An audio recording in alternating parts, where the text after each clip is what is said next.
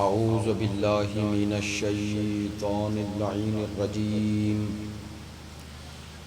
بسم اللہ الرحمن الرحیم الحمد للہ الذی جعلنا من المتمسکین بولایت امیر المؤمنین وأولادہ المعصومین صلوات اللہ علیہم اجمعین الحمد للہ علی ما انعم وَلَهُ الشُّكْرُ عَلَى مَا أَلْهَمَ وَالثَّنَاءُ بِمَا قَدَّمَ وَالصَّلَاةُ وَالسَّلَامُ وَالتَّحِيَّةُ وَالْإِكْرَامُ عَلَى سَيِّدِنَا وَمَوْلَانَا حَبِيبِنَا وَحَبِيبِ قُلُوبِنَا شَفِيعِنَا أَبِي الْقَاسِمِ محمد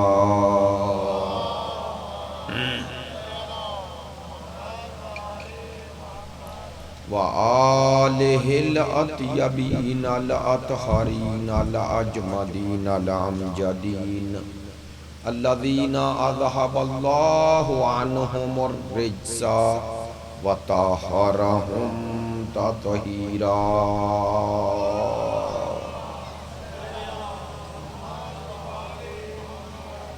واللعنۃ الدائمۃ علی منکری فضائلہم وغاصبی حقوقہم من الآن الی قیام یوم الدین اما بعد فقد قال سبحانہ وتعالی فی کتابہ المجید وخطابہ الحمید وہو اصدق الصادقین وقولہ الحق بسم اللہ الرحمن الرحیم وجعلناہم ائمۃ یہدون بامرنا واوحینا الیہم فعل الخیرات واقام الصلاۃ وایتاء الزکاۃ وَقَانُوا لَنَا عَابِدِينَ صدق اللہ العلی العظیم ان اللہ وملائکتہ یصلون علی النبی یا ایہا الذین آمنوا صلوا علیہ وسلموا تسلیما اللہ آپ تمام حاضرین سے گزارش ہے، آپ حاضرین کے تمام مرحومین کے لیے، اس علاقہ کے تمام مرحومین کے لیے، شہدائے ملت کے لیے، ہمارے زیدی برادران کے خاندان کے تمام مرحومین کے لیے، خانوادہ قزلباش کے مرحومین کے لیے، ان تمام مرحومین کی بلندی درجات اور ایصال ثواب کے لیے زحمت فرمائیں ایک مرتبہ سورہ فاتحہ اور 3 مرتبہ سورہ توحید کی تلاوت۔ بسم اللہ الرحمن الرحیم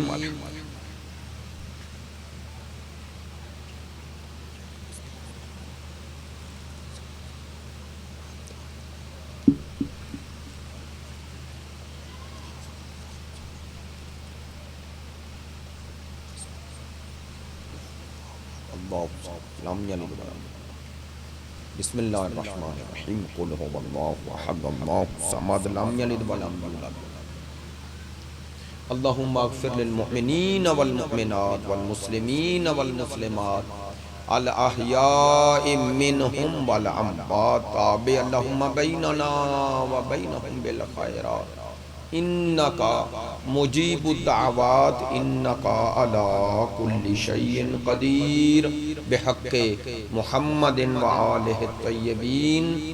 آپ سب حاضرین کی صحت و سلامتی کے لیے، مقامات مقدسہ کی حفاظت کے لیے، مجاہدین اسلام اور مدافعین حرم اہل بیت کی کامیابی و کامرانی کے لیے، دشمنان دین یزیدیت، ناصبیت، خارجیت کی نیستی و نابودی کے لیے، تعجیل ظہور امام زمان کے لیے، ہمارے ملک کے استحکام کے لیے، مریضوں کی شفا یابی کے لیے، آپ کی ان مجالس میں شرکت کی قبولیت کے لیے علماء کرام، مراجع عظام، عزاداران سید الشہداء، ماتمداران مظلوم کربلا، محبین اہل بیت کی توفیقات خیر میں اضافے کے لیے ان تمام دعاؤں میں آپ کی دعائیں شامل کرتے ہوئے سب دعاؤں کی قبولیت کے لیے بحق کے حسن مجتبی کریم اہل بیت اور سید الانبیاء بآواز بلند صلوات محمد وآلہ۔ واجب الاحترام معزز و مکرم حاضرین مجلس، محبان اہل بیت، پیروان مکتب ولایت، عاشقان مکتب شہادت، سلسلہ گفتگو کی آخری اور 5ویں مجلس ہے، اور جیسا کہ میں نے پہلی مجلس سے آپ کی خدمت عالیہ میں یہ گزارشات کی ہے کہ موضوع کی کئی جہات ہیں، مہدویت کی کئی جہات ہیں، اور یہ کوئی ایسے نہیں کہ بات کو طویل کرنے کے لیے عرض کر رہا ہوں کہ گفتگو کا دائرہ وسیع ہوتا جائے، نہیں، بلکہ یہ تمام بحثیں جو ہو رہی ہیں اور گفتگو جن کے حوالے سے ہے، یہ عقیدہ مہدویت پر ہمارے دلائل اور ہمارے یقین کو مضبوط کرنے کا سبب بنتی ہے، چونکہ ہمیں یہ معلوم ہو کہ ہم عقیدہ مہدویت پر جو ایمان رکھتے ہیں، اعتقاد رکھتے ہیں، اس کی قرآنی اور عقلی کوئی اساس، کوئی بنیاد، کوئی بیس ہے یا نہیں، آیا ایک تخیلاتی عقیدہ ہے یا حقیقی قرآنی اور اسلامی نظریہ ہے، دینی اور ایمانی نظریہ ہے، یہ مقصود و منظور ہے۔ اور اسی حوالے سے سلسلہ گفتگو میں پہلا جز اس گفتگو کا یہی تھا میرا، جو اس خمسے میں پیش نظر، کہ جس میں میں نے کلیات پہ گفتگو کی ہے۔ کلیات سے مراد خود عقیدہ مہدویت کی قرآنی اور جو بنیادیں ہیں ان پر گفتگو کی کوشش کی، چونکہ جب تک ہماری یہ بنیاد اساس مضبوط نہ ہو جائے اور دوسروں تک ہمارے اس عقیدے کے وہ دلائل اور حقائق نہ پہنچ جائیں، اس وقت تک امام زمان پہ گفتگو ایک خصوصی گفتگو تو ہوگی، ایک ایسی گفتگو نہیں ہوگی جو دوسروں کے لیے بھی کوئی پیغام رکھتی ہو۔ تو پہلا جز یہی عرض کرنے کی کوشش کی ہے کہ امامت ہے کیا اور امامت کا قرآنی نظریہ کیا ہے۔ تو الحمدللہ کل کے سلسلہ گفتگو میں نے قرآن مجید فرقان حمید سے سورہ بقرہ کی آیہ نمبر 124 کے ضمن میں یہ گزارشات کی کہ قرآنی نقطہ نظر سے نبوت و رسالت کی طرح امامت بھی خدائی منصب ہے، اور ایک اس کا خدائی منصب ہونا کل عرض کیا تھا، دوسرا مقام امامت کا برتر اور بہتر ہونا۔ اتنا عظیم مقام ہے، اتنا عظیم منصب ہے کہ پروردگار نے اس منصب کا اعلان کرنے سے پہلے امتحان کا اعلان کیا ہے، اور امتحان کا اعلان خود امامت کی عظمت کو ثابت کرتا ہے، چونکہ جیسا منصب ہوتا ہے اس کے ویسے تقاضے ہوتے ہیں۔ تو پروردگار نے امامت سے پہلے ابتلا کہہ کے، امتحان کا ذکر کر کے عظمت امامت کو بھی بتایا، دوسرا امامت کے اعلان کے ساتھ ساتھ تسلسل امامت کو بھی بتایا کہ امامت ایسا منصب ہے جو میں نے صرف ابراہیم علیہ السلام پر تمام نہیں کر دیا، بلکہ یوں جملہ بدل دوں، یہ بتایا کہ امامت میں معیار و ملاک کے طور پر پہلی ہستی ابراہیم ہے۔ توجہ فرمائیں گے تاکہ تمہیں آئندہ بھی تمہارے لیے یہ ایک معیار بن جائے کہ امام کا کم از کم کردار ابراہیمی ہونا چاہیے، کم از کم ابراہیمی کردار ہونا چاہیے۔ اور آپ کو یاد ہوگا، اور الحمدللہ اہل مطالعہ ہیں، اگر آپ کلام مقدس قرآن مجید کی طرف رجوع کریں تو حضرت ابراہیم علیہ السلام سلسلہ نبوت میں واحد نبی ہیں، واحد، اس حیثیت سے انہیں امتیاز حاصل ہے، واحد نبی ہیں جنہوں نے بت پرستی کی صرف مخالفت ہی نہیں کی بلکہ بتوں کو توڑا بھی ہے. ایسا ہی ہے نا, وہ بت شکن بھی ہیں, بت شکن بھی ہیں, یعنی بت شکنی کا عنوان سلسلہ انبیاء میں ابراہیم کو ملا ہے, انبیاء میں ابراہیم کو ملا ہے. اب یہ بھی کوئی اتفاق نہیں, یہ اللہ کا اہتمام و انتظام ہے کہ حضرت ابراہیم بت توڑیں تاکہ بت شکن کے عنوان سے ان کا یہ کردار, ان کا یہ نام, ان کا یہ کارنامہ تاریخ میں باقی رہے. کیوں باقی رہے؟ تاکہ جب بھی ان کا ذکر ہو تو ان کے مناسب کا ذکر بھی ہوگا, یعنی ان کی نبوت کا, ان کی رسالت کا, ان کی امامت کا توجہ ہے, اور یہی تسلسل امامت کا ذکر ہوگا تو تمہارے ذہن میں رہے اللہ نے جسے امام بنایا اس کے امتحان میں بت شکنی کو رکھ دیا, تاکہ تمہیں پتا چل جائے کہ اللہ کی طرف سے یہ منصب امامت اسے ہی ملے گا جو بت پرست نہ ہو, بت شکن ہو. کل میرا سلسلہ گفتگو یاد ہے, اسی لیے پروردگار نے فرمایا تھا لا ینالو عہدی الظالمین, یہ میرا عہد ظالمین کو نہیں پہنچے گا. اب آپ متوجہ ہیں لیکن تھوڑا اور متوجہ ہو جائیں گے. بھئی ہم نے تو تاریخ انبیاء میں صرف ابراہیم کو دیکھا جنہوں نے بت توڑے, باقی بھی بتوں پہ مخالف تھے, لیکن اللہ کا اہتمام و انتظام, خدا نے ابراہیم علیہ السلام کو یہ اعزاز دیا. لیکن پھر سلسلہ امامت میں مصطفیٰ کے بعد اللہ نے مصطفیٰ کو یہ اعزاز دیا, لیکن مصطفیٰ نے خود بت نہیں توڑے. ان بتوں کے لیے علی کا انتخاب کیا تاکہ دنیا کو پتا چل جائے میرے بعد یہ امامت کس میں چلے گی. ہائے ہائے ہائے ہائے, تاکہ دنیا کو یہ معلوم ہو جائے کہ میرے بعد یہ سلسلہ امامت چلنا ہے تو کس میں چلے. اب آپ کہیں گے کیسے؟ لو ایسے, سرکار کے بارے میں تو کوئی سوچ بھی نہیں سکتا تھا کہ ان کی حیات طیبہ میں کہیں بت پرستی کا شائبہ بھی ہو, تو اسی لیے علی سے کہا تو توڑ دے بت, تاکہ دنیا کو پتا چل جائے کائنات میں میرے علاوہ مجھ جیسا صرف تو ہے. جیسے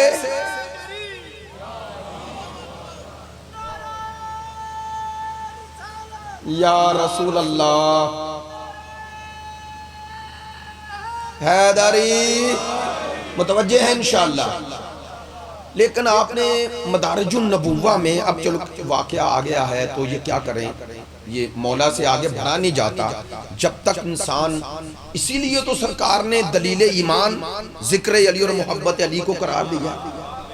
اب وہ فضائل اور مناقب اپنی جگہ پر, لیکن سرکار دو عالم نے جیسے مولا کائنات کو بلایا اور کہا میرے شانوں پہ سوار ہو جائے, سوار ہو گئے.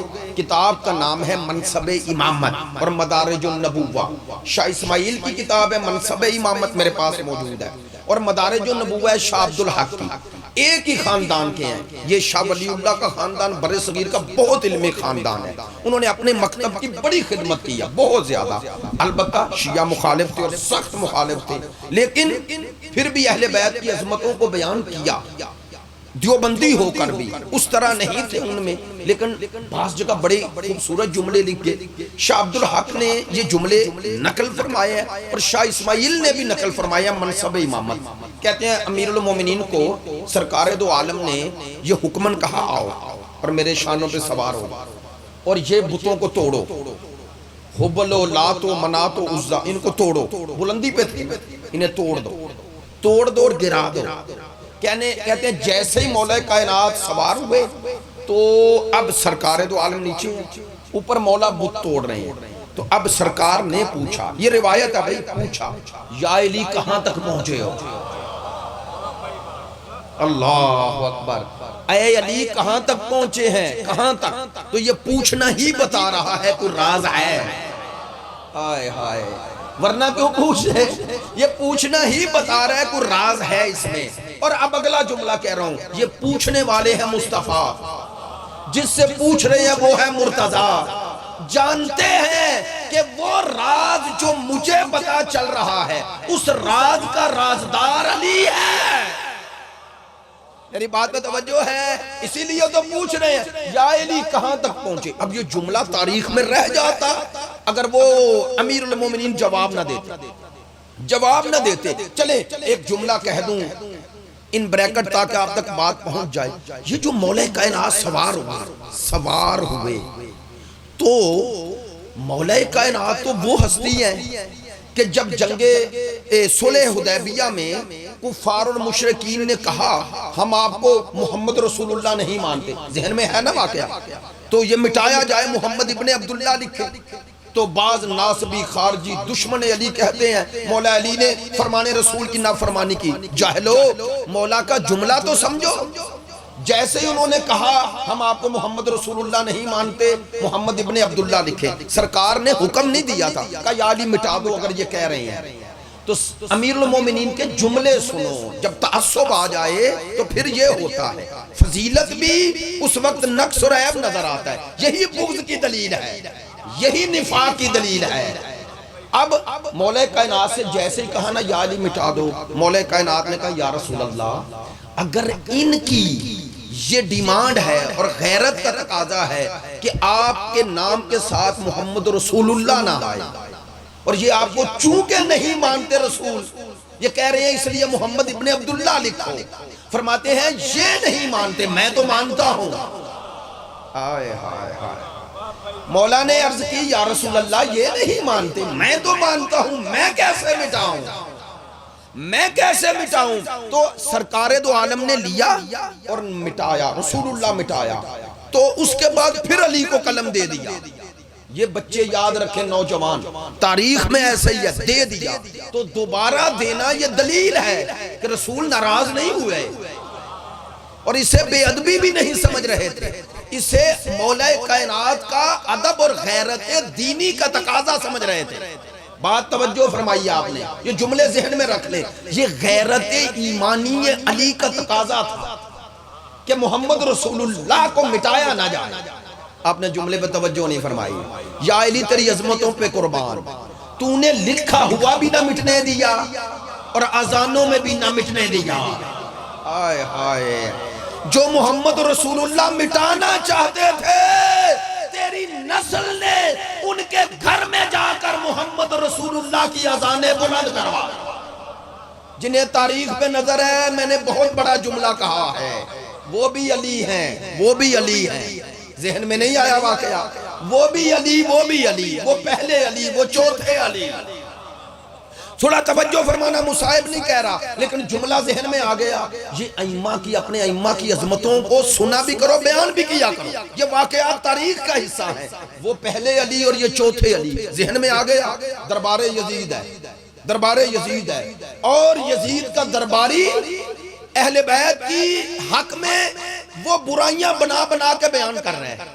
ادھر امام بولے، کہنے لگے یزید یہ لکڑی کے تختوں پر مجھے بھی کھڑے ہونے کی اجازت دے، ذرا مجھے بھی دے۔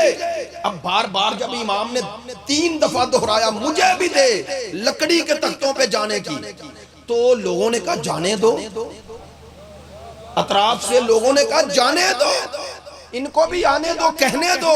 کہا ایک قیدی تو ہے، ظاہری طور پہ قیدی ہے، گلے میں توق ہے، کیا کہے گا؟ سنو گے؟ دشمن جو فضیلت اقرار کرے وہ فضیلت ہوتی ہے۔ یزید نے کہا تمہیں نہیں پتا، میں جانتا ہوں یہ کون سا خاندان ہے۔ کہنے لگا جب یہ بولے تو سب چپ ہو جاتے ہیں، یہ کوئی معمولی زبان ہے، لیکن انہوں نے اصرار کیا۔ امام آئے اور اب امام کا وہ مشہور خطبہ جو امام نے دربار یزید میں دیا، تو اس خطبے کو روکنے کے لیے یزید نے کیا کیا؟ اذان دلوائی۔ کس سے؟ مؤذن سے نا، مؤذن کو اشارہ کیا اذان دے۔ نہیں بھائی آپ سب ماشاءاللہ انتہائی محبت فرماتے ہیں اور میں آپ سے محبت کرتا ہوں، اس لیے یہ جملہ کہہ رہا ہوں۔ اس یزید نے اس کلام امام کو روکنے کے لیے کہا اذان دو، تو امام رک گئے نا۔ امام نے نہیں کہا اذان ہو رہی ہے، یزید کے دربار میں ہو رہی ہے، کیوں سنوں؟ امام کے عمل سے بھی کچھ سیکھنا چاہیے ہم سب. امام نے نہیں کہا دربار یزید میں ہو رہی ہے تو کیوں سنو، تو کیوں سنی. امام نے کہا اذان جہاں بھی ہو یہی تو میری کامیابی کا اعلان ہے. آئے ہائے، کہا جہاں بھی ہو چاہے دربار یزید میں ہو، اسی لیے اذان شروع ہوئی امام چپ ہو گئے. جیسے ہی وہ یہاں پہنچا اشہد ان محمد رسول اللہ، کیا کہا؟ اب امام نے ٹوکا اور روکا، چونکہ بڑا پیغام دینا تھا، بڑا مقصد تھا. رکا. اب امام پلٹے، پورا مجمع امام کو دیکھ رہے اور امام یزید کو مخاطب ہو کے کہتے ہیں یزید سن، دربار تیرا، مجمع تیرا، معزن تیرا، منبر تیرا، حکومت تیری اور نام میرا.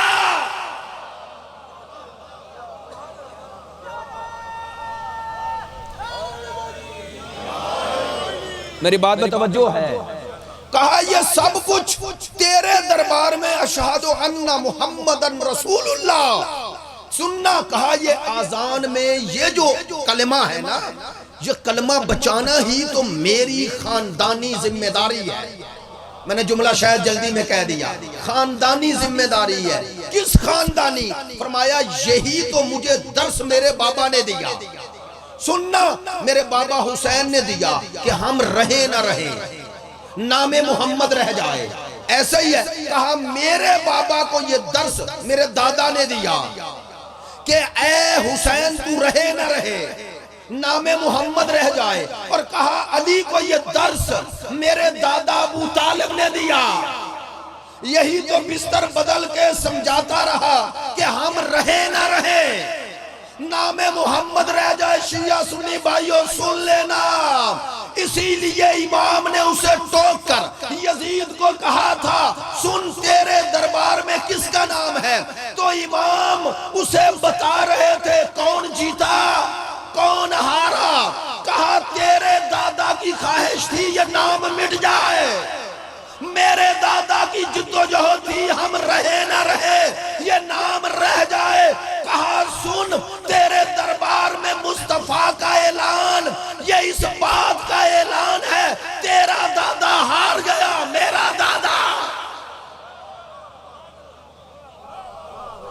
دادا جیت گیا.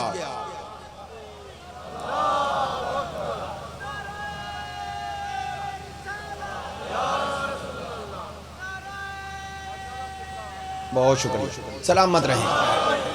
میری بات پہ توجہ ہے میری بات پہ. نہیں چلیں آپ ماشاءاللہ الحمدللہ مجالس اور یہاں پر ایک ماحول ہے، اس لیے آپ بات کو سمجھتے ہوتے ہیں اور اس کا فرق بھی سمجھتے ہیں کہ یہ بات ہے کیسی اور کس پیمانے پہ ہے. اس لیے اگلا جملہ کہہ رہا ہوں. میرے امام نے روک کر دربار یزید میں اعلان کر دیا کہ یہ دیکھ میرے دادا کی کامیابی کا اعلان ہے. کہہ دوں جملہ، یہ مجالس سرکار ابو طالب کی کامیابی کا اعلان ہے. ہائے ہائے ہائے ہائے. جب تک یہ کامیابی کا اعلان ہے. اچھا تو عرض کر رہا تھا، اب جو سرکار دو عالم جس علی کی نظر میں، مولا کائنات کی نظر میں اتنا مقام رسول ہو، وہ شانوں پہ قدم رکھ دے. بہت بڑی بات کہنے لگا ہوں، سوچنے والی بات ہے یا نہیں؟ سننا، بعض ناصبیوں نے اعتراض کیا ہے، جواب دے رہا ہوں. سننا، کیسے ہو سکتا ہے کہ جو نام نہیں مٹاتے شانوں پہ قدم رکھ دے؟ تو نہ رکھتے اگر مصطفیٰ حکم نہ دیتے. بات بڑی میں نے کہہ دی ہے اور آپ نے توجہ نہیں فرمائی. پتا چلا ادب کا مقام بھی وہاں تک ہے جہاں حکم نہ آئے. میری بات میں توجہ ہے. تو بتایا امیر المومنین نے بتایا مصطفیٰ حکم دے تو وہ جو ادب کا تقاضا ہے اس پر حکم مقدم ہے. میں نے بات کہہ دی ہے. اگر کوئی کہے کہ فلاں جگہ فلاں کام اس لیے نہیں کیا کہ ادب کا تقاضا ہے، دیکھنا حکم ہے تو ادب نہیں رہتا، حکم کی تعمیل ہے. آپ نے توجہ نہیں فرمائی تو اشارہ کر دیتا ہوں. اگر مصطفیٰ کچھ مانگے اور کہے لاؤ تو لانا واجب ہے، یہ حکم ہے، مقام ادب نہیں ہے. ہائے ہائے ہائے ہائے ہائے. توجہ ہے میری بات پہ؟ 27 سفر ہے، توجہ فرمائیں. دو مناسبتیں پیچھے نظر ہیں. اچھا اب نیچے ہیں مصطفیٰ، اوپر ہیں مرتضیٰ، اور پوچھ رہے ہیں مصطفیٰ مرتضیٰ سے، یا علی یہ بتوں کو توڑتے توڑتے کہاں پہنچے ہو؟ جانتے تھے نا. اب شاہ عبدالحق محدث دہلوی لکھتے ہیں عرض کی امیر المومنین نے، یا رسول اللہ اگر آپ مجھے حکم کریں تو عرش کو چھو لوں. آئے ہائے، اگر حکم کریں تو عرش کو چھو لوں تو عرش تک ہے نا؟ نہیں. اب جملہ کہہ رہا ہوں بھائی، میں مانتا ہوں ایک معراج مصطفیٰ کو ہوئی اور ایک معراج مرتضیٰ کو ہوئی. فرق اتنا ہے، مصطفیٰ کو معراج خود خدا نے کرائی اور مرتضیٰ کو معراج مصطفیٰ نے کرائی. آئے ہائے ہائے ہائے ہائے، توجہ ہے میری بات پہ. سبحان اللہ ذی اسریٰ بعبدہ، اللہ نے مصطفیٰ کی معراج کو نسبت اپنے ساتھ دی. پاک ہے وہ ذات جو لے گئی، تو مصطفیٰ کو خدا لے کے گئے اور مرتضیٰ کو مصطفیٰ لے کے گئے. اور یہ نہ کہنا معراج کا تعلق نبوت سے ہے. منبر پہ علمی بات کرتا ہوں، اگر معراج کا تعلق نبوت سے ہوتا تو خدا یہ کہتا سبحان اللہ ذی اسریٰ بنبیہ، پاک ہے وہ ذات جو نبی کو لے گئی، یہ نہیں کہا جو رسول کو لے گئی، یہ نہیں کہا عبد کو لے گئی. تو معراج بندگی کو ہوئی ہے. میری بات پہ توجہ ہے. چلو ایک جملہ اور کہنے کی کوشش کر رہا ہوں اگر بات آسان ہو جائے. بندگی کا ذکر معراج میں کر کے بتایا. توجہ رہے کہ معراج کا تعلق منصب سے نہیں، بندگی سے ہے. بندگی منصب نہیں، کمال ہے. نبوت منصب ہے. تھوڑی ہر بات ہر دوست کے لیے تو نہیں، لیکن معذرت چاہتا ہوں سنیے گا. اگر آپ کو سمجھ آئے کہیں بھی جا کے تو انشاءاللہ دعا دیں گے. نبوت اور رسالت منصب ہے، بندگی منصب نہیں، کمال ہے. اس لیے میری بات یاد ہوگی، معذرت چاہتا ہوں جملہ کہہ رہا ہوں. جو اہل بیت عصمت و طہارت یا ائمہ معصومین کی حیات طیبہ سے بندگی کو مائنس کرتے ہیں، وہ ائمہ کا مقام بڑھا نہیں رہے، گھٹا رہے ہیں. جملہ کہہ دوں آپ کی اصطلاح میں وہی مقصر ہے جو آل محمد کی حیات سے عبدیت اور بندگی کو نکالے. بندگی تو کمال ہے، بندگی نقص نہیں، بندگی عیب نہیں، بندگی کمال ہے. اگر بندگی کمال نہ ہوتی تو خدا معراج کے ساتھ بندگی کا ذکر نہ کرتا. چلیں باتیں آخری مجلس ہے، آپ تک یہ باتیں بھی پہنچ جائیں تو خوشی ہوگی. سبحان اللہ ذی اسریٰ بعبدہ، تو یہ بندگی کو معراج ہے. دلیل ایک ہو گئی قرآن. دوسری آپ سب کو یاد ہے، یہ مساجد پہ دروازوں پہ بعض اوقات لکھا ہوتا ہے الصلاۃ ماشاءاللہ معراج تو کیا مانا؟ نماز مومن کی کیا ہے؟ تو نماز کا ذکر کیوں؟ چونکہ نماز بندگی کا ایک مصداق ہے. بات اور آسان ہو گئی. تو اگر معراج کا تعلق صرف نبوت سے ہے تو مومن کو کیسے مل رہی ہے؟ بات پہ توجہ ہو گئی.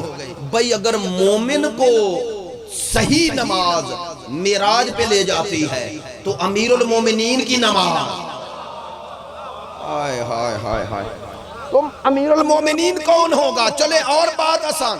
یہ باتیں ایک کہتے ہیں ڈائریکٹ ہوتی ہیں کہ انڈائریکٹ. انڈائریکٹ یہ بہت بڑے پیغام ہیں. بندگی کی عظمت کو سمجھو. دیکھیں دو کردار قرآنی ہمارے سامنے ہیں، فرعون خدا بنا اور ایک بندہ. بندگی کا ذکر سرکار کا اور فرعون کی خدائی کا ذکر ہے نا. اس نے کہا نا ربکم الاعلی. دونوں کا ذکر اللہ نے قرآن میں کیا. معذرت چاہتا ہوں توجہ فرما، تقابل نہیں کر رہا، سمجھا رہا ہوں. فرعون خدا بنا، اللہ نے دریائے نیل میں غرق کر دیا. تو دریا جو ہوتا ہے وہ سطح زمین سے نیچے ہی بہتا ہے نا، ایسا ہی ہے نا، اور پستی کی علامت ہو جاتا ہے. اللہ نے دریائے نیل میں پھینک دیا. تو کہہ سکتا ہوں پستیوں کی انتہا پہ پھینک دیا. جتنا اس خدا کی نظر میں وہ پست تھا اتنا پست پھینک دیا. تو کون تھا یہ؟ خدا بن رہا تھا. خدا بن رہا تھا تو پستیوں کی انتہا. اور جو بندہ بنا اس کی بلندیوں کی انتہا۔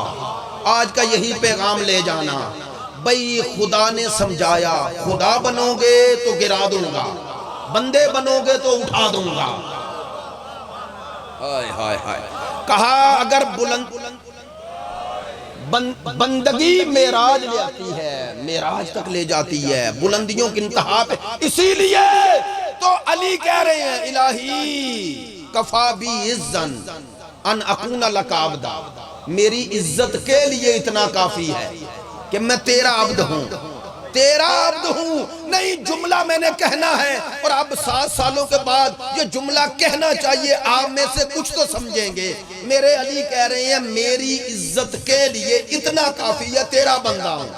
علی نے عزت کے ساتھ بندگی کا ذکر کیا تاکہ تمہیں پتہ چل جائے عزت چاہیے تو بندہ بننا۔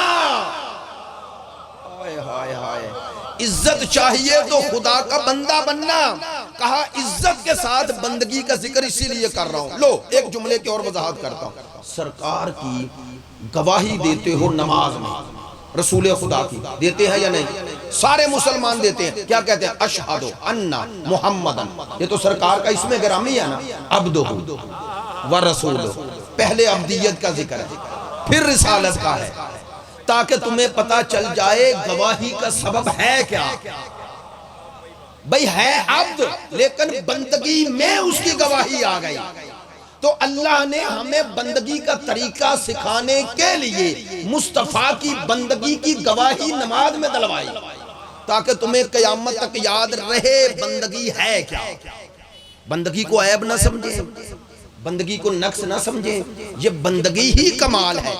اسی لیے چلو آج مشکل باتیں آ رہی ہیں، اسی لیے بندگی چونکہ کمال ہے، یہ معصوم میں اعلیٰ ترین درجے پہ ہوتی ہے، آخری درجے پہ، اور اسی بندگی کے کمال کا نام عصمت ہے۔ میں نے بات کہہ دی ہے، بندگی کے کمال کا نام ہی عصمت ہے۔ آسان کروں، کوشش کرتا ہوں، معصوم کہتے ہی اسے ہیں جو اللہ کا حقیقی بندہ بن جائے۔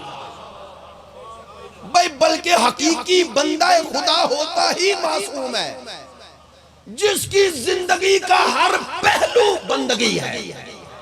ہر پہلو سے کیا مراد؟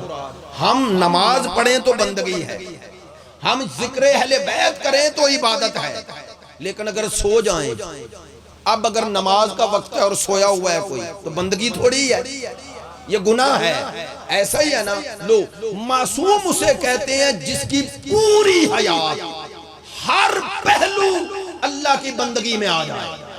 اس کا سونا، اٹھنا، بیٹھنا، جاگنا، کسی کو بلانا، کسی کے ناراض ہونا، سب خدا کے لیے ہے، سب خدا کے لیے ہے۔ یہ ہے امام۔ اس بندگی میں جب امام ہوتا ہے تو انسانوں کو بندہ خدا بنا۔ تو اچھا عرض یہ کر رہا تھا، بت شکن ہونا چاہیے امام، بت شکن، اس کے اندر بت پرستی کیا؟ وہ تو بتوں کو توڑنے آتا ہے۔ ایک ابراہیم نے توڑا، ایک فخر ابراہیم نے توڑا، توڑے نہ بت۔ لو اسی لیے شاید اللہ نے طے کیا ہے کہ وہ آخری بھی کعبے سے آئے۔ ہر سال نئی جہت سے بات کر لیتا ہوں، اپنا جملہ ہو تو بندہ جیسے مرضی کہہ لے۔ لو پہلا کعبے میں آیا، آخری کعبے سے آئے گا، اور دونوں کا ہدف ایک ہی ہے۔ وہ پہلے کو اللہ نے کعبے میں بھیجا اور پھر اسی سے کہا بت توڑ دو، تو وہ پہلے نے بت توڑے تو آخری کیوں آئے گا؟ بھئی بت ٹوٹ گئے، بت پرست تو وہی رہ گئے۔ چونکہ نسل ابراہیم سے ہے، آ کر بت پرستوں کی نسل سے اللہ کے گھر کو آزاد کرائے گا۔ بہت شکریہ۔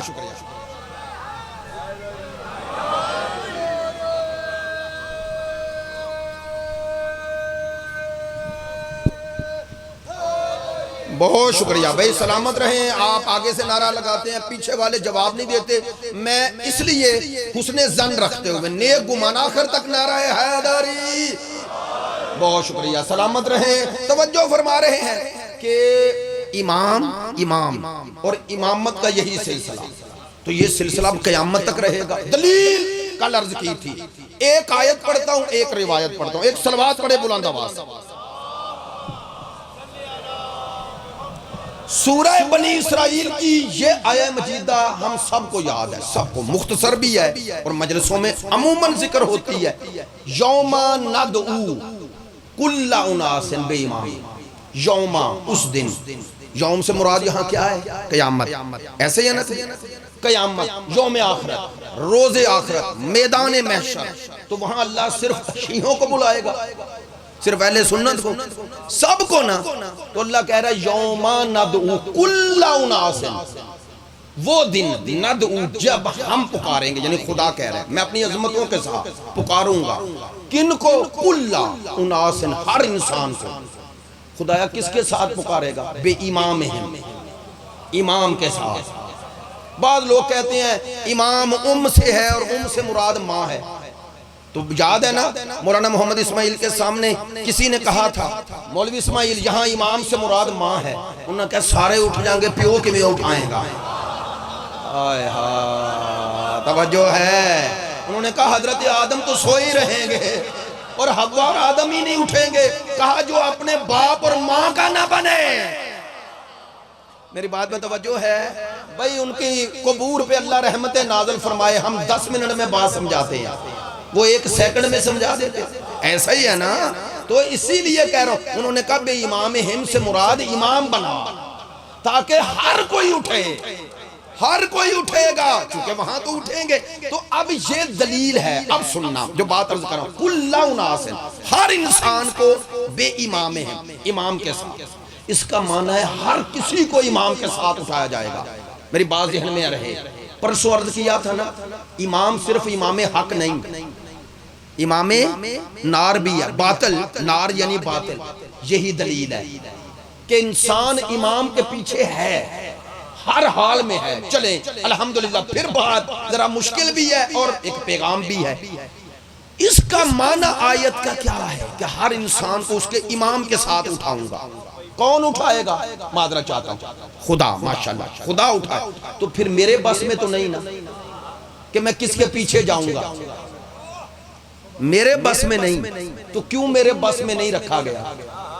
کیوں نہیں رکھا گیا؟ سن لینا، ماشاءاللہ آپ متوجہ ہیں، کیوں میرے اور آپ کے بس میں اللہ نے وہاں نہیں رکھا؟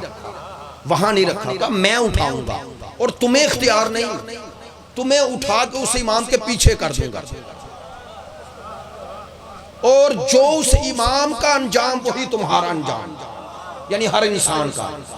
اس کا معنی ہے وہاں کسی کو اپنی مرضی سے اٹھنے کا اختیار، تو پھر میں اگر کسی امام اور کے پیچھے اٹھ جاؤں تو میرا کیا قصور؟ سوال ہے، نہیں، قصور ہے۔ کیوں؟ اللہ نے کہا وہاں تیری مرضی نہیں، کس کے پیچھے اٹھے؟ یہاں ہے، آئے ہائے، وہاں پر اس کے پیچھے اٹھاؤں گا جس جیسا تیرا یہاں کردار تھا، جو کردار میں، عقائد میں، گفتار میں تیرا امام تھا، یعنی جس کے پیچھے تو چلتا رہا، وہ اختیاراً چلا ہے، اور وہاں تجھے وہی اٹھا دوں گا جس کے پیچھے چلا ہے۔ جملہ اور آسان کر دوں، کہا یہ میرا اور تمہارا جو باطن ہے نا، یہی وہاں ظاہر ہے کہ کس کو کتنا مانا ہے۔ اللہ کہتا ہے وہاں اسی کے پیچھے اٹھا دوں گا۔ اسی لیے تو کہا کہ اس حشر سے پہلے قبر ہے نا بھائی، میدان حشر اور دنیا کے درمیان قبر ہے، اور اسی درمیانی کو ہی برزخ کہتے ہیں نا۔ برزخ کا معنی یہ ہے جو 2 شے کے درمیان آ جائے۔ تو امام کا فرمان ہے قبر میں جیسے انسان جاتا ہے 2 در کھل جاتے ہیں، یا جنت کی طرف یا جہنم کی طرف، یعنی اس کے وہ حساب و کتاب کا دن تو وہ ہے، لیکن اس کے مطابق اس کا ابھی سے حشر و نشر شروع ہو گیا نہیں، ایسے ہی ہے۔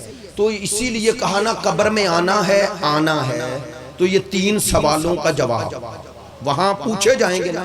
چلے میں جو اہل سنت برادران بھی یہی رکھتے ہیں عقیدہ، لیکن آپ کا ایک امتیاز ہے. اب میں اپنے اہل سنت بھائی آتے ہیں، اس لیے معذرت کے ساتھ جب میں ایسا لفظ کہتا ہوں تو مقصود کوئی گروہی تعصب نہیں ہوتا، معنی سمجھانا ہوتا ہے. مثلا شیعہ مکتب میں چند خصوصیات ہیں.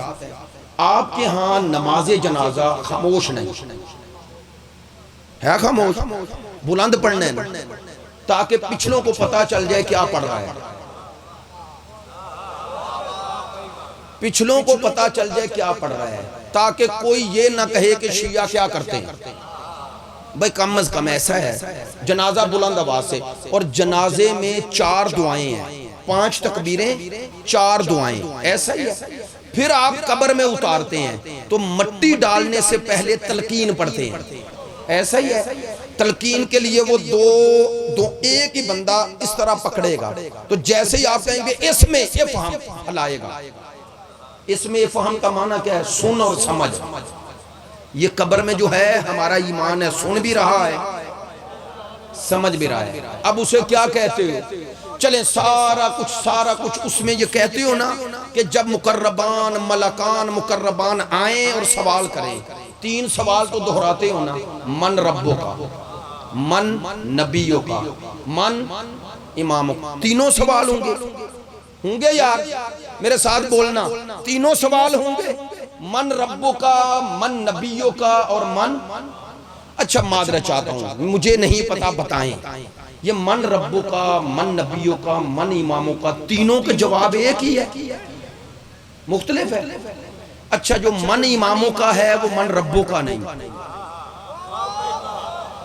اور جو من ربوں کا ہے وہ من اماموں کا نہیں. تو جس نے پہلے درجے پہ صحیح دیا اسی سے 2 پوچھے جائیں گے. آج کا پیغام لے جانا، معذرت چاہتا ہوں. اور جس کا من ربوں کا درست ہوا اسی سے من نبیوں کا اور من اماموں کا پوچھا جائے گا. میری بات پہ توجہ ہے؟ اگر من ربوں کا درست جواب ہی نہ ملا تو اگلے کی ضرورت ہی کیا ہے؟ جو پہلی سیڑھی پہ ہی گر گیا تو اس کا معنی کیا ہے؟ کیا معنی ہے؟ یہ پیغام ہے. ایک جملہ ہو گیا، ایک جملے کا اور اضافہ. اس کا معنی یہ ہے کہ میں قبر میں پھر وہی حشر کی طرح قبر میں جو میرے دل میں آئے جواب دے لوں گا نہ، جو عقیدہ لے کے گیا ہوں وہی زبان پہ آئے گا. تو کیوں کہا گیا کہ قبر میں سوال ہوں گے؟ تمہیں اور مجھے سمجھایا گیا ہے قبر میں جانے سے پہلے ان سوالوں کے جواب درست کر کے جانا.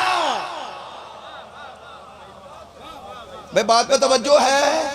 کہا جس عقیدے پہ مرو گے نا وہی جواب دو گے، جو رب کا عقیدہ لے کے جاؤ گے وہی جواب دو گے. اگر من ربوں کا جواب درست ہو گیا پھر من نبیوں کا ہے، اور اگر من نبیوں کا جواب درست ہوا تو پھر من اماموں کا ہے، اور اگر من اماموں کا جواب درست ہوا تو باقی 2 قبول ہیں.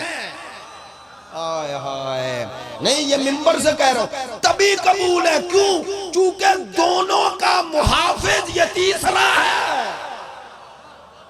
آئے ہائے کس نے رب اور من نبیوں کا درست مانا ہے اس کا یہی ہے. میں ایسے ہی نہیں کہہ رہا، ایسے نہیں، اسی لیے تو اللہ نے کہا وہاں امام کے ساتھ اٹھاؤں گا. میری بات پہنچ گئی ہے. لو بھائی وہاں کیوں اٹھایا جائے گا جب قبر میں سوال ہو گیا؟ یہ قبر کے جواب کو ہی وہاں ظاہر کر دیا جائے گا. ہائے ہائے ہائے ہائے، جس نے قبر میں جو جواب دیا ہوگا وہاں ظاہر ہو جائے گا. ایک دوسرا روایت، وہ روایت جو اسی طرح آیت کی طرح آپ سب کو یاد ہے، اور میں اس کا ایڈریس بھی بیان کر دیتا ہوں تاکہ کسی کے لیے اس حوالے سے کوئی شک و شبہ نہ رہے. صحیح مسلم شریف کی حدیث سے الفاظ مختلف ہیں، حدیث جیسے پڑھ رہا ہوں مفہوماً ایسا ہی ہے.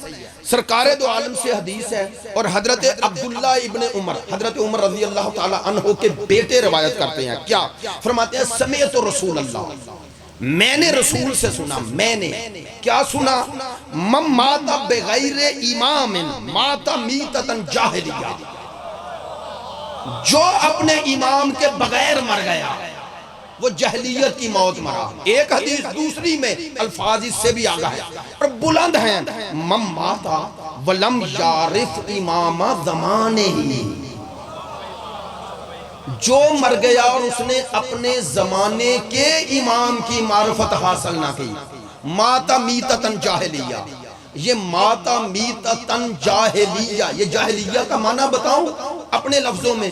جاہلیت کا معنی یہی ہے کہ سرکار خبر دے رہے ہیں جو زمانے کے امام کی معرفت کے بغیر مرا وہ ایسے ہی ہے جیسے میری موجودگی میں ابو جہل مرا ہے۔ اس کی موت میں اور ابو جہل کی موت میں کوئی، کتاب کا نام میں نے بتا دیا صحیح مسلم شریف اور حضرت عبداللہ ابن عمر سے یہ دونوں روایات ہیں۔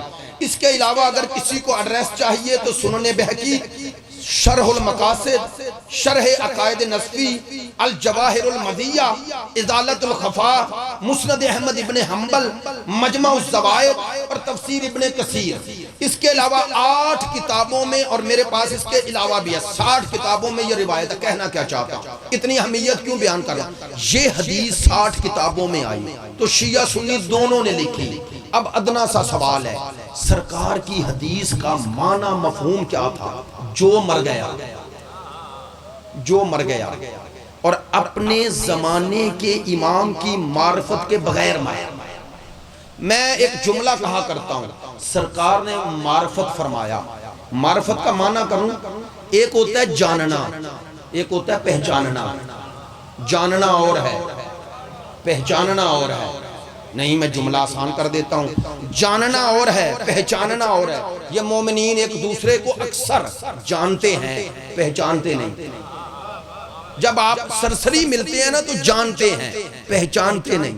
مثال کے طور پر کوئی مومن ملا، سلام دعا ہوئی، اچھا کہاں کے رہنے والے ہیں؟ فلاں جگہ، ختم، چلے گئے۔ پھر ملے تو اب آپ نے سوال کر لیا کیا کرتے ہیں، تو اب اس سے آگے اس نے کہا مثال کرو ڈاکٹر ہوں، وکیل ہوں، یہ، تو اب آپ کو پتا چل رہا ہے اس کا ہنر کیا ہے، کمال کیا ہے، تو اب آپ پہچان رہے ہیں۔ اچھا کہاں رہتے ہیں؟ فلاں جگہ، وہ فلاں، وہ تو آپ کے والد صاحب تو میرے دوست تھے۔ تو اب بڑھتا جا رہا ہے نا۔ جاننا یہ ہے کہ یہ کون ہے، پہچاننا یہ ہے کہ یہ کیا ہے۔ معرفت یہ نہیں کہ جان لو یہ کون ہے، معرفت یہ ہے پہچانو یہ کیا ہے۔ بھائی میری بات پر توجہ فرمانا، معذرت چاہتا ہوں اسی انداز میں کہوں گا۔ بھائی بہت سارے لوگ تھے تاریخ میں جو ائمہ کو جانتے تھے، پہچانتے نہیں تھے۔ یہ جانتے تھے علی کون ہے، پہچانتے نہیں تھے علی کیا ہے۔ یہ جانتے تھے حسین کون ہے، پہچانتے نہیں تھے حسین کیا ہے۔ توجہ ہے، جس نے پہچانا وہی ابو ذر بنا، جس نے پہچانا وہی سلمان بنا۔ ایسا ہے یا نہیں؟ وہ 10 درجے ایسے ہی مل گئے، وہ 10 درجے ملے ہی اس لیے کہ پہچانتا گیا، پہچانتے گئے۔ ایسا ہی ہے۔ لو یار آخری مجلس یعنی اس خمسے کی، زندگی اور موت کا کوئی پتہ نہیں۔ توجہ فرمانا، میں آپ تک جو بات پہنچانا چاہ رہا ہوں، میں یہ جملہ دہراتے ہوئے کبھی پریشان نہیں ہوتا کہ تکرار ہے، چونکہ یہ میرا اور آپ کا شرعی فریضہ ہے۔ ان جوانوں کے لیے بھی پیغام ہے۔ حضرت سلمان فارسی سلسلہ امامت کے عارفین میں یعنی پہچاننے والوں میں اس درجے میں نام لکھو تو پہلا کس کا لکھیں گے؟ حضرت سلمان فارسی کا۔ ایسا ہی ہے، پھر درجہ بدرجہ لکھتے ہوگے نا، کربلا والوں کے بھی لکھو گے، ایسا ہی ہے۔ تو حضرت سلمان 10 درجوں پہ اس لیے کہہ رہا ہوں پہلے نمبر پہ انہی کا نام لکھیں گے۔ تو وہ سلمان جو پہلے درجے پہ ہیں وہ مولا کائنات کے فضائل اور معجزات سن نہیں رہے، دیکھ رہے ہیں، دیکھ رہے ہیں۔ دیکھنے والے کو تو یقین بڑا ہوتا ہے نا، ایسا ہی ہے نا، جو دیکھ رہے ہیں ان کا یقین تو بلند ہے نا۔ یاد ہوگا تفسیر برہان میں ہے نا کہ مولا کے ساتھ ساتھ جا رہے تھے، چونٹیاں آ گئی، وہ زمین سیاہ ہے، کہنے لگے پاک ہے وہ ذات جو ان کی تعداد جانتی ہے۔ تو امام نے کہا یہ نہ کہو، ذرا معرفت بلند کر۔ مولا جو میں نے کہا غلط ہے، فرمایا غلط نہیں، لیکن یہ اللہ کی عظمت نہیں، کہا میں نے تو یہی کہا پاک ہے وہ ذات جو ان چونٹیوں کی تعداد جانتی ہے. فرمایا چونکہ تعداد کا ذکر کر رہے ہیں نا، تعداد کا معنی علم ہے، تو یہ اللہ علم دے سکتا ہے. کہا کسے؟ کہا جو اس کا امام ہے، جو اس کا نمائندہ ہے. کہا قرآن نہیں پڑھا کل شیء احصیناہ فی امام مبین. کہا اگر میں امام مبین ہوں تو مجھے علم ہے کہ ان میں نر کتنے ہیں اور مادہ کتنے ہیں، تو کیا کہوں؟ کہا کہو پاک ہے وہ ذات جو ان کی خالق ہے. چھوٹی سی مخلوق میں زندگی کے تمام شرائط رکھ دیے، چھوٹی سی لطیف مخلوق کا یہ کہو پاک ہے وہ ذات جس نے اتنی لطیف اور اتنی چھوٹی مخلوق کو زندگی کے تمام شرائط دیے. قدموں پہ چل بھی رہی ہے، کھا بھی رہی ہے، دیکھ بھی رہی ہے، اور ہم اسے دیکھ نہیں سکتے. فرمایا یہ ہے اس کی عظمت. تو اب جو مولا کے یہ فضائل دیکھ رہے ہیں اور علی سے سن رہے ہیں، ان کی یقین اور معرفت کی منزل تو آخری ہے نا. تو ہاتھ جوڑ کے کہہ رہا ہوں پوری زندگی میں حضرت سلمان نے مولا علی کو خدا کہا، تو پھر اس کا معنی ہے سلمان کو علی کی معرفت نہیں. میری باتوں کا غصہ تو نہیں کر رہے؟ چونکہ میں تو کوئی ایسی بات کر ہی نہیں رہا جو آپ غصہ کریں. میں مولا کے فضائل کم تھوڑے ہی کر رہا ہوں، میں تو فضائل کا حقیقی در کھول رہا ہوں. میں تو وہ فضائل سنانا چاہتا ہوں جسے سن کے کوئی شیعہ بنے، نصیری نہیں.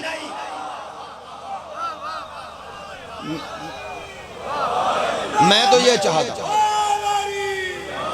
تو یار بول کے بتائیں آپ سب، آخری مجلس خمسے کی سب کا شکر گزار ہوں. اتنی محبت فرمائی، اتنی محبت کا اظہار آپ نے فرمایا، میں آپ سب کا شکر گزار ہوں. پروردگار آپ سب کی توفیقات میں اضافہ فرمائے، ہمارے آقا و مولا امام زمان کو ہم سے راضی و خوشنود فرمائے. بس عزیزو زحمت ختم کر رہا ہوں، اس کے بعد بھی مجلس ہے. بس آخری جملہ کہہ رہا ہوں، سلمان وہاں پہنچے اور علی کو خدا نہ کہا. کیوں نہیں کہا؟ چونکہ وہ علی شناس ہے. کیا علی شناس ہے؟ وہ جانتا ہے یہ آئینہ ہے اور وہ آئینہ نما ہے. آئے ہائے، وہ آئینہ نما ہے جس نے اس آئینے کو بنا کے مظہر صفات بنا کے اپنی معرفت چاہی ہے. نہیں، اب میرا وہ جملہ تو یاد ہوگا، شیشہ لے لینا، آئینہ لے لیں. دو طریقے ہیں آئینے کو دیکھنے کے، ایک دفعہ آئینے کو دیکھتے ہو، ایک دفعہ آئینے میں دیکھتے ہو. بولنا آئینہ فائدہ کب دیتا ہے؟ اس کو دیکھو یا اس میں؟ پتا تو تب چلے گا نا یہ آئینہ ہے جب اس میں دیکھو. سلمان علی کو نہیں دیکھ رہا، علی میں دیکھ رہا ہے. وہ اسی لیے جتنے معجزات دیکھتا گیا، جتنی علی کی محبت بڑھتی گئی، اتنی خدا کی معرفت بڑھتی گئی. اسے یقین ہو گیا جب بننے والا ایسا ہے تو بنانے والا کیسا.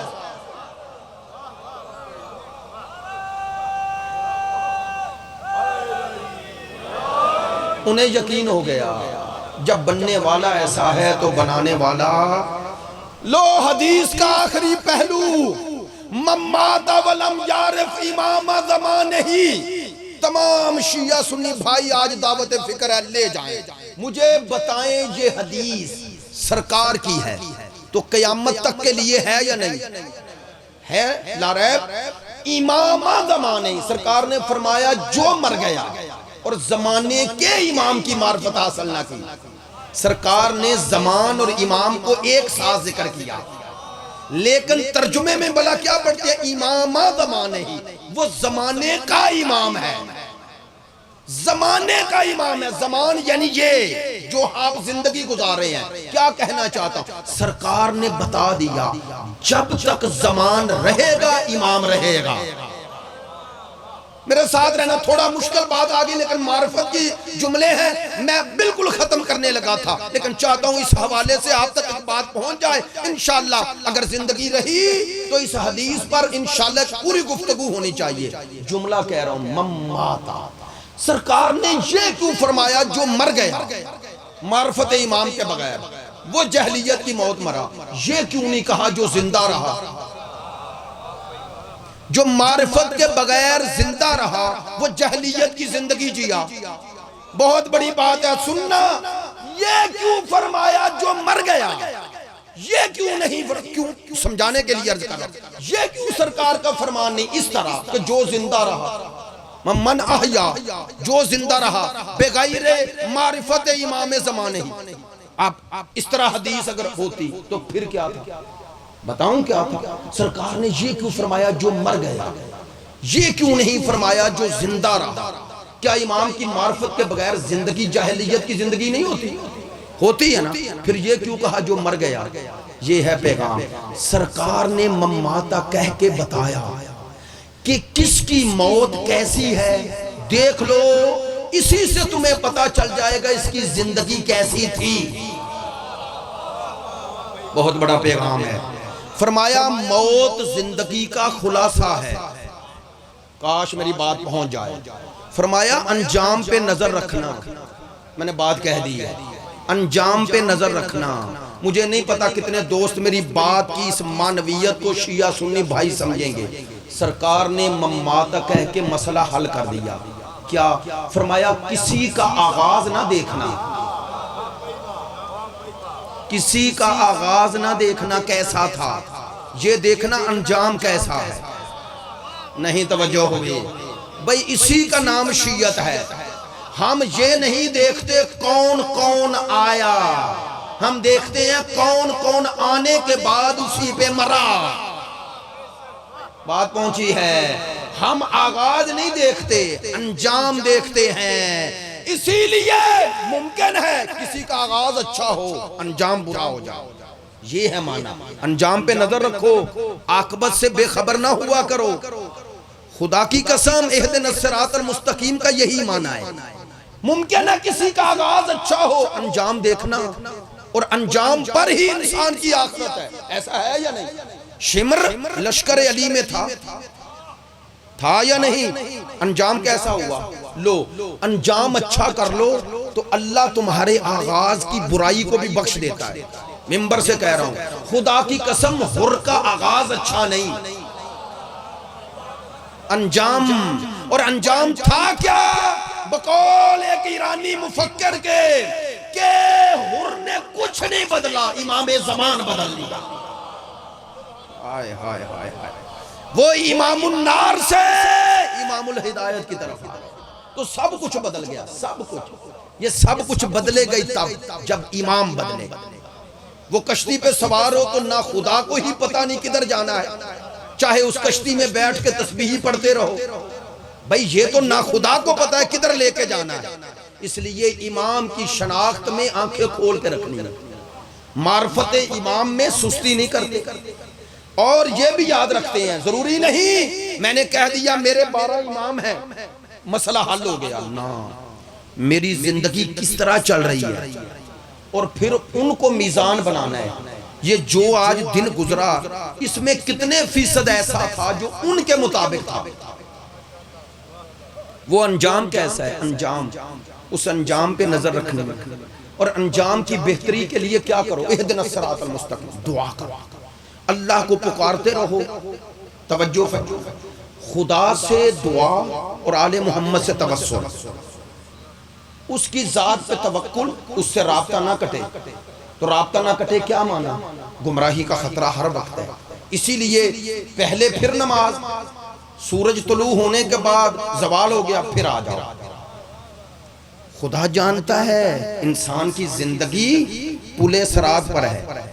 آپ سمجھتے ہیں پل صراط وہاں ہے؟ نہیں، خدا کی قسم یہی ہے. یہ جو علماء کہتے ہیں نا کہ تلوار سے زیادہ تیز، بال سے باریک، یہ ادھر کوئی ایسی شے تھوڑی ہے. کیا معنی ہے؟ پڑھے لکھے دوست ہیں، کیا معنی ہے؟ معنی یہی ہے کہ یہ جو زندگی گزار رہے ہو نا، اس میں شیطان اور رحمان دونوں کی جنگ ہے. تمہارے نفسانی اور روحانی جنگ ہے. اور اس لیے کہا گیا یہ باریک ہے. یعنی یہ جنگ اتنی باریک ہے کہ اگر تم نے امام حق کو نہ پکڑا تو پاؤں پھسل گیا تو ادھر گئے. ہر بات ہر کسی کے لیے نہیں. یہی جو راہ ہدایت پہ چل رہے ہو نا اور متوجہ ہو جاتے ہو جب نفسانی خواہشات ادھر کھینچیں اور ادھر جاتے ہو، یہی پل صراط ہے. یہ ہماری زندگی گزرنے والی، اور اس میں یہی حق اور باطل کے درمیان، حق اور باطل کے درمیان، یہی درمیان ہی صراط ہے۔ اسی کو اگر چن لیا اور باطل کو پش کر لی اور حق کے پیچھے چل پڑے تو پلے صراط مستقیم ہے، اور اگر اسی سے گر گئے تو گر گئے، وہی گرتے گئے پھر گرتے گئے۔ یہ ہے زندگی، ہلے گلے کا نام نہیں، زندگی زر کو بر کا نام نہیں۔ اور یہ جب احساس ہوتا ہے آخر عمر میں، تب موقع نہیں رہتا۔ یاد رکھو، جب یہ احساس ہے اور اس کا موقع ہے تب کرو۔ کیا کرو؟ جو کچھ میرے اور آپ کے پاس ہے، کیا یہ میری صحت، یہ آپ کی صحت، یہ سلامتی، اس کے ذریعے وہ کرو جو ہدف خلقت ہے۔ دنیا میں اپنے بچوں کو پڑھاتے ہیں یا نہیں؟ بولنا یار، کیوں پڑھاتے ہیں؟ اگر زندگی کا کوئی مقصد ہی نہیں تو پڑھانے کا، میں نے کچھ کہہ دیا ہے۔ چاہتے ہو بچہ ڈاکٹر بنے، بچہ وہ بنے، وہ کیوں بنے؟ میں ایسے نہیں کہہ رہا، معصوم نے یہ مثال دی تھی۔ معصوم نے فرمایا اللہ نے فطرت میں تمہیں بے مقصدیت دی نہیں، مقصد دیا ہے۔ اسی لیے جو خدا کو نہیں مانتا وہ بھی چاہتا ہے میری زندگی اچھی گزرے، تو کیوں اچھی گزرے؟ جیسے مرضی گزار لو۔ چاہتے ہو نا کہ زندگی میں وہ کروں جو کم از کم میرا مستقبل ٹھیک کر دے، تو پتا چلا مستقبل کو ٹھیک کرنا انسانی عقل اور فطرت میں ہے۔ تو یہ زندگی جتنی بھی طویل ہو ایک حد ہے، ختم۔ جب انسان کی زندگی ختم ہو رہی ہوتی ہے تب بھی انسان کا دل نہیں چاہتا۔ یہ دل کا نہ چاہنا یہی دلیل ہے کہ زندگی یہاں ختم نہیں ہو رہی، زندگی کا ایک مرحلہ ختم ہو گیا، اور اسی پل کا نام موت ہے۔ اس کے اس طرف دائمی زندگی ہے۔ وہ دائمی یعنی ہمیشہ رہنے والی زندگی کیسی ہوگی؟ جیسی یہاں گزار گئے ہو۔ میری بات کا توجہ نہیں ہوگی، جیسی یہاں گزار گئے ہو وہاں ویسی ملے گی۔ لہذا کوشش کرو یہاں کی زندگی ویسی گزارو جیسی وہاں چاہتے ہو۔ نہیں، توجہ فرمائیں، معذرت چاہتا ہوں، باتیں اس تناظر میں کر رہا ہوں، جانتا ہوں بعض باتوں کا موقع محل ایک دفعہ نہیں ہوتا، بار بار کی جائیں تو دل و دماغ میں رہ جاتی ہیں۔ ابھی پہلی دفعہ کر رہا ہوں لیکن آپ کو یاد رہ گئی، انشاءاللہ اس پہ غور کریں گے۔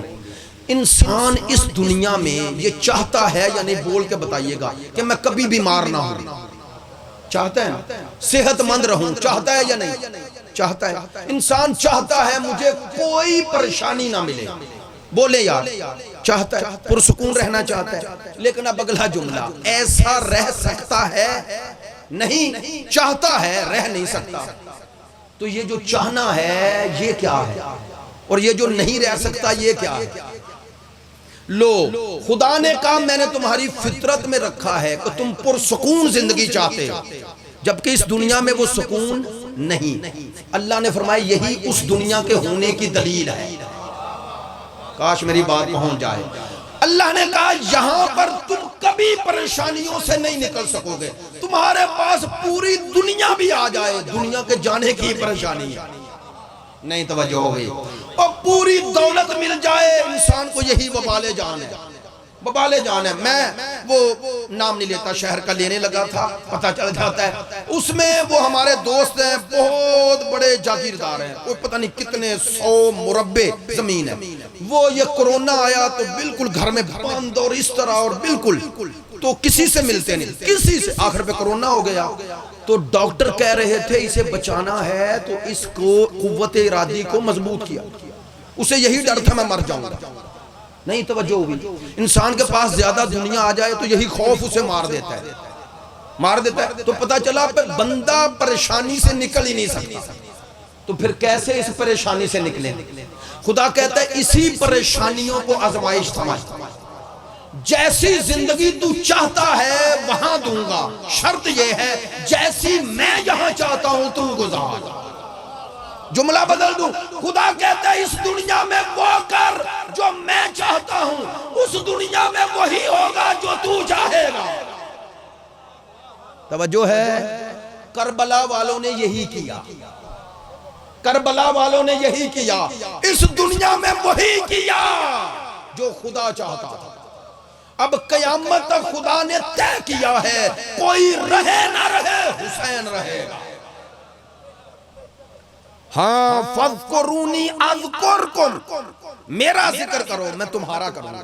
ذکر یعنی میری یاد کو زندہ کرو، میں تمہاری یاد کو زندہ کر دوں گا۔ زندہ ہے یا نہیں؟ خدا کی قسم آپ تو پھر بھی لاہور میں ہے نا، میں تو وہ کشمیر کی وادیوں میں گیا، 3 گھر 4 گھر اور ذکر حسین، اور سوچتا ہوں یہ اعجاز ہے یا نہیں۔ جس حسین کے بابا پر 100 سال ممبروں سے سب و شتم ہو، علی نام رکھنے کی 100 سال اجازت نہ ہو، کوئی اور ہوتا تو نام ہی مٹ جاتا۔ اللہ نے کہا او بنو امیہ وہ تمہارا ظلم ہے اور یہ میری طاقت ہے۔ دنیا کے کونے کونے میں اولاد حسین بھی اور نام حسین اور یاد حسین بھی۔ مجھے برادران نے حکم فرمایا شب شہادت ہے، تو ایک جملہ کہتا ہوں، بات بہت طویل ہو گئی، اس کے بعد بھی مجلس ہے اور اس لیے مجھ میں ہمت بھی نہیں، توجہ فرمائیں گے کہ جملہ کہتا ہوں۔ شیعہ سنی بھائیو، یہ جو پنجتن ہے نا، پنجتن جن کا ذکر شیعہ سنی دونوں کرتے ہیں، ہاتھ جوڑ کے کہتا ہوں یہ ضرور سوچنا اور پڑھنا ان پنجتن کے جنازے کیسے ہو گئے۔ 3 سے 4 منٹ مصاحب ہے، معذرت دوست مصاحب سننے کے مزاج میں تھے، لیکن واللہ میں تھوڑی سی اپنے کچھ محسوس کر رہا ہوں، توجہ فرمائیں گے، ہمت نہیں اس سے زیادہ، بس 4 سے 5 منٹ آپ کو زحمت ہے۔ یہ پنجتن کے جنازے 5 ہستیوں کے کیسے ہوتے؟ پہلا جنازہ مصطفیٰ کا ہے، 28 رجب کی شب آ گئی، خدا کی قسم ہم دوست زیادہ محسوس نہیں کرتے، کائنات میں مصطفیٰ سے بڑا بھی غریب ہوگا؟ غریب بمانا تنہا، کتنا تنہا ہے مصطفیٰ، جنہیں کلمہ دیا وہی جنازہ چھوڑ گئے۔ اب ایک جملہ کہتا ہوں، سید الانبیاء کی مصیبت کا بھی ایک جملہ کہتا ہوں۔ پنجتن میں پہلی ہستی مصطفیٰ، پتہ ہے سرکار کے ہوتے ہوئے سیدہ کی عظمت کو سرکار نے کیسے سمجھایا؟ اہل سنت یہ واقعات درج کرتے ہیں اور جمعے کے خطبوں میں بیان کرتے ہیں، کیا کہ جیسے ہی وقت آخر سرکار کا آیا تو دروازے پہ دستک ہوئی، بطول کی زانوں پر سرکار کا سر ہے، اور دستک ہوئی تو بی بی نے پوچھا کون؟ کہا مجھے اجازت ہے، بی بی نے روک دیا، کہا بابا سو رہے ہیں، پھر دستک ہوئی، بی بی نے پھر یہی جواب دیا، پھر دستک ہوئی، پھر یہی جواب دیا، جب چوتھی مرتبہ دستک ہوئی بی بی کے آنسو گرے۔ علامہ ذیشان درجوادی کا یہ جملہ مجھے بہت پسند آیا، کہتے ہیں بی بی کا رونا بتا رہا ہے بی بی کو پتا ہے کون ہے، لیکن بابا کی محبت اجازت نہیں دے رہی۔ جیسے ہی سرکار کے رخ انور پر بی بی کے چہرے کے آنسو گرے، آنکھوں کے آنسو گرے، دیکھا اور ایک جملہ کہا، بہت بڑا مصیبت کا جملہ ہے مصائب کا، روتے روتے کہا بطول میری زندگی میں نہ رو، بطول تو نے بڑا رونا ہے، میری زندگی میں نہ رو، بابا جان میں روک رہی ہوں اور بار بار دستک ہو رہی ہے۔ اب سرکار نے کہا بطول تجھے معلوم ہے یہ کون ہے، لیکن میری محبت میں اسے آنے نہیں دیتی، یہ وہ ہے جو کسی در پہ نہیں رکتا، یہ تیرے در کی عظمت ہے۔ میں شیعہ سنی بھائی صرف اشارہ کروں گا، یہی در تھا اور 3 دن گزرے تھے، جس در پہ اسرائیل رکا تھا وہی در تھا، اور در و دیوار کے درمیان ایک صدا گونجی، یا علی میرا محسن۔ پہلا جنازہ سرکار کا، علی تھے نا، بطول تھیں، تو جنازے کو عزت و احترام سے غسل بھی ملا، کفن بھی ملا، سرکار کے حکم اور سرکار کی وصیت کے مطابق وہیں دفن کیا گیا جہاں آپ کا وصال ہوا۔ ایسا ہی ہے نا، پہلے جنازے پہ لوگ نہ آئے، بطول نے خود آنے نہ دیا، دوسرا جنازہ تھا نا، لیکن رات کی تاریکی میں اٹھ گیا۔ مجھے شورش کشمیری کا یہ جملہ بڑا پیارا لگتا ہے، کہتے ہیں مدینے میں جاؤ تو بطول کی قبر کا نشان کوئی نہیں بتا سکتا کہاں ہے۔ کہا یہی نشان نہ ملنا قیامت تک کے لیے سوال ہے کہ بطول کی قبر کا نشان واضح کیوں نہ ہوا۔ بی بی تو دنیا سے جا کر بھی احتجاج کر رہی ہے اور دنیا کو متوجہ کر رہی ہے۔ بس 2 جملے ہو گئے، تیسرا جملہ پنجتن میں ترتیب سے تیسرا جنازہ علی کا ہے نا، میرے ساتھ ہو۔ یہ جنازہ بھی رات کو اٹھا یا نہیں؟ رات کو اٹھا، اور 100 سال تک علی کی قبر کا نشان کسی کو پتا تھا؟ نہیں پتا تھا۔ کیوں پتا نہیں تھا؟ شہید مطہری لکھتے ہیں، کہتے ہیں اس لیے میرے مولا نے حکم دیا تھا بیٹوں کو ایک رات کی تاریکی میں دفن کرنا، دوسرا میری قبر کا نشان کسی کو نہ بتانا۔ کیوں؟ شہید مطہری کہتے ہیں علی کو معلوم ہے، میرے مولا کو پتا ہے میرے دشمن بڑے کمینے ہیں، میرے بیٹے قبر کا نشان واضح کریں گے تو یہ قبر کھود پہ گھوڑے دوڑا دیں گے، میری لاش پہ گھوڑے دوڑا دیں گے، میرے دشمن بڑے کمینے۔ سننا، شہید مطہری کہتے ہیں علی نہیں چاہتے میرے حسنین میرے عباس کو یہ حال دیکھنا پڑے، میری لاش کے ساتھ کوئی بے حرمتی کرے اور میرے بیٹوں کو دیکھنا پڑے۔ سنیں گے جملے؟ شہید مطہری کہتے ہیں یا علی، جو منظر آپ بیٹوں کو نہیں دکھانا چاہتے تھے وہ منظر بیٹیوں کو دیکھنا پڑا۔ اجرکم من اللہ۔ بس دوستو میں نے زحمت ختم کر دی۔ یہ پنجتن کے آؤ شیعہ سنی بھائیو، میں مصائب میں بھی پیغام دے رہا ہوں، اسی آنسوؤں کے ساتھ آپ کی زحمت ختم کر رہا ہوں۔ 3 جنازے پنجتن میں رات کو اٹھے، آؤ 2 جنازے تھے جو دن کو اٹھے۔ بطول کے 2 بیٹے تھے، ان 2 بیٹوں میں پہلے کا جنازہ کل اٹھے گا۔ آؤ اب میرے ساتھ آ جاؤ، دعا کرو، دن کی روشنی میں پہلا جنازہ ہے، بطول کے بیٹے کا جنازہ ہے، دعا کرو دفن ہو جائے۔ کیوں کہہ رہا ہوں دعا کرو؟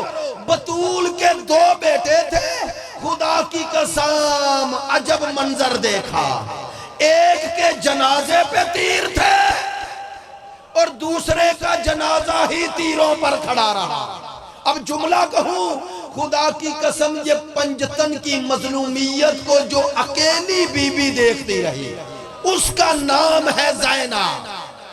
کبھی نانا کی تنہائی دیکھی، کبھی ماں کا زخمی پہلو دیکھا، جملہ کہوں جوانی میں بابا کا زخمی سر دیکھا، اور بڑھاپے میں بھائیوں کے جگر کے ٹکڑے دیکھے۔ ایک بھائی کے جگر کے ٹکڑے دیکھے اور دوسرے بھائی کے خود ٹکڑے دیکھے۔ میں نے روایات میں پڑھا ہے جب مولا حسن کے جگر کے ٹکڑے باہر آ رہے تھے تو ادھر آواز آئی رونے کی سیدہ زینب کی۔ میرے آقا مولا نے کہا ام فروائی سے چھپا، میری بہن آ رہی ہے۔ ایک دفعہ جملہ کہوں گا، علامہ ذیشان حیدر جوادی کہتے ہیں مولا حسن گھبرائیں نہیں، زینب صرف جگر کے ٹکڑے نہیں، یہ تو کربلا میں حسین کے ٹکڑے دیکھے گی۔ بس آخری جملہ، زحمت ختم۔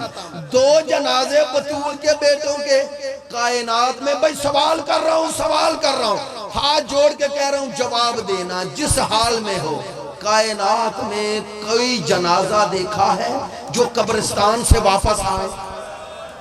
ہم ایسے ہی نہیں روتے، خدا کی قسم معمولی جنازہ نہیں تھا۔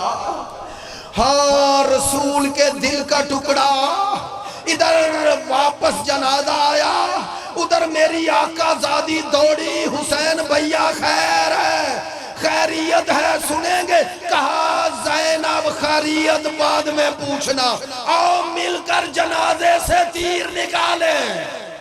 ہاں عجب قسمت ہے علی کی بیٹی کی، یہاں تیر نکال کے دفن تو کر دیا نا، ماں کے پہلو میں آج تک مولا آرام کر رہے ہیں۔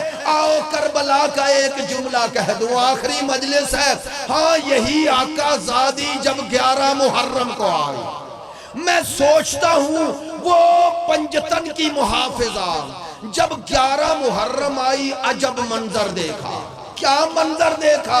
میں ایسے ہی مصاحف نہیں پڑھتا, کتاب میں پڑھا ہو تو جملہ کہتا ہوں. جیسے ہی بی بی آئی ہے نا 11 محرم, ناکے پہ سوار تھی, بی بی پلٹی اور اپنے بھتیجے سید الساجدین پہ نظر کی. پتہ ہے کیا کہا؟ کہا بیٹا سجاد مجھے بتا میرا حسین کہاں ہے. کیا کبھی بہنیں بھی بھائیوں کے جنازے بھولی ہے؟ ہاں, جنازہ پہچانا جاتا ہے جب سر ساتھ ہو, جنازہ پہچانا جاتا ہے جب جسم سلامت ہو. اب جملہ کہوں, میری آقا زادی نے سوال کیا لیکن سید الساجدین سے جواب نہیں لیا. سن لینا یار جملہ, سید الساجدین سے جواب نہیں لیا. کیوں جواب نہیں لیا؟ ایک دفعہ چہرہ سجاد کو دیکھا اور پتہ ہے میری آقا زادی ثانیہ زہرا نے کیا کیا؟ کھڑے ناکے سے بی بی ایسے زمین پر آئی جیسے عباس آئے تھے. میں ایسے ہی کہہ سکتا ہوں, جب یہ کیا نا تو سید الساجدین نے نظر کی. پتہ ہے کیا کہا؟ کہا پھپھی اماں تو ولی خدا ہے, ناکے کو حکم دیتی بیٹھ جاتا. سنیں گے جواب؟ کہا بیٹا سجاد اگر میں ناکے کے بیٹھنے کا انتظار کرتی تو مر جاتا. میں نے تیرے چہرے پہ موت کی زردی دیکھی. اب سید الساجدین روئے, کہتے ہیں پھپھی اماں وہ بیٹا مر نہ جائے جس کے سامنے بابا کا لاشا ہو, نہ غسل دے سکے نہ کفن پہنا سکے. آؤ شیعہ سنی بھائیو, البدایہ والنہایہ کتاب کا نام ہے. یہ تو بیٹا تھا نا. پتہ ہے بہن نے کیا کیا؟ ایک دفعہ لاشے پہ جھکی, جھکتی گئی جھکتی گئی جھکتی گئی. سن لینا جملہ, آپ نے روایات میں پڑھا ہے, علامہ ڈاکٹر طاہر القادری نے ذکر کیا, حسین کو رسول آغوش میں بٹھاتے, کبھی پیشانی کا بوسہ دیتے, کبھی رخساروں کا, کبھی ہونٹوں کا, اور جب بی بی پوچھتی تو بتا دیتے. کیا بتاتے؟ کہتے کہ بطول اس پیشانی کا بوسہ اس لیے دیتا ہوں اس پہ تیر لگے گا, ان رخساروں کا بوسہ اس لیے دیتا ہوں اس پہ ظالم کے تماچے ہوں گے, ان ہونٹوں کو بوسہ اس لیے دیتا ہوں لبوں کو انہی پر قاتل کی چھڑی ہوگی. کہتے ہیں لیکن دو جگہ پر بوسے دیتے لیکن ماں کو نہ بتاتے. پتہ کون کون سی؟ ایک گردن کا بوسہ اور ایک سینے کا بوسہ. اب جملہ کہہ رہا ہوں علامہ جعفر تشتری کا, کہتے ہیں یا رسول اللہ میں بتاؤں کہ زینب کہاں پہنچی؟ خدا کی قسم ثانیہ زہرا نے وہاں بوسہ دیا جہاں رسول بھی نہ دے سکے. آپ کہیں گے وہ کون سی جگہ تھی؟ زینب جھکی اور کٹی گردن پر اپنے لب رکھ دیے اور پھر رخ کیا مدینے کی طرف. اور پتہ ہے کیا نوحہ پڑا؟ صلی علی کا ملیک السما. نانا وہ آپ ہیں جن پر فرشتے درود پڑھ رہے ہیں. نانا ایک دفعہ مدینے سے کربلا آ جاؤ, نانا اپنا حسین دیکھ جو تیرے شانوں کا سوار تھا. میں کیسی بہن ہوں, نہ بھائی کو غسل دے سکی نہ کفن پہنا سکی. عزادارو کائنات میں کسی بہن کو ایسے نہیں اٹھایا گیا جیسے زینب کو اٹھایا گیا. بتاؤں کیسے اٹھی؟ ادھر تازیانہ تھا, ادھر میرا چوتھا امام تھا. ایک دفعہ زینب نے بھائی کا لاشا چھوڑا, روتے روتے کہا بھیا معاف کرنا, تیری نسل کو بچانے کی ضمانت دی.